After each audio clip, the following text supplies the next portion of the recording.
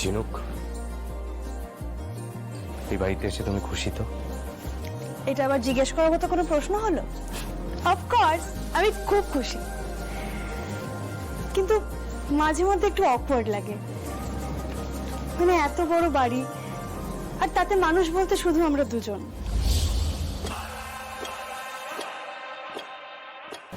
মানে?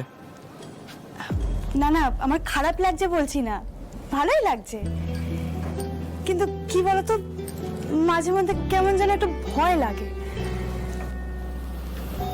তোমাকে কতবার বলবো আমার সাথে থাকাকালীন ভয়ের কোনো কারণ নেই। না না, আমি জানি তো সেটা। আসলে ওই বাড়িতে আমরা এতজন মানুষ ছিলাম যে সবসময় একটা জমজমাট ব্যাপার হয়ে থাকতো, সবসময় ভরা ভরা ফিল হতো। আর এখানে বাড়িটাও এত বড়, আর শুধু আমরা দুজনে থাকি সেখানে, তাই একটু অদ্ভুত লাগে।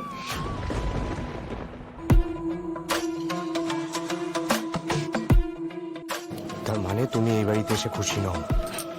মানেটা কি? আমি কি বললাম আমি খুশি নই?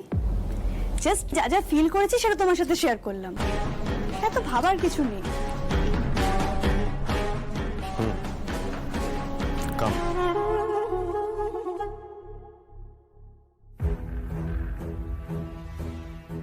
আচ্ছা, আমাকে একটা কথা বলো, আমাদের বিয়ের সব অ্যারেঞ্জমেন্ট, ইভেন্টস, রিচুয়ালস, এসবে তুমি খুশি তো? শুধু আমি কেন, বিয়েতে যতজন গেস্ট এসেছিল প্রত্যেকে খুব খুশি, আর সব থেকে বেশি খুশি আমার ফ্যামিলির সবাই। ইনফ্যাক্ট আমার নিজেরও এখনো মাঝে মধ্যে বিশ্বাস হয় না যে এত বড় একটা গ্র্যান্ড ওয়েডিং, তার সব অ্যারেঞ্জমেন্ট শুধুমাত্র আমার জন্য হয়েছিল। রিয়েলি মাঝে মধ্যে সবকিছু কেমন যেন রূপকথার মতো লাগে। আসলে কি জানো তো সম্রাট, আমরা মধ্যবিত্তরা না ছোট ছোট বিষয় খুব খুশি হয়ে যাই,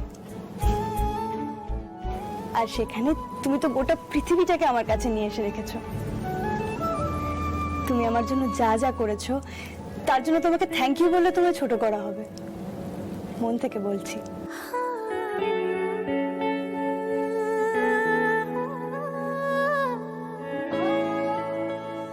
নিজের সম্রাজ্ঞীর জন্য কোনো সম্রাট যদি এইটুকু না করতে পারে, তাহলে তার সম্রাট নামের সার্থকতাই নেই।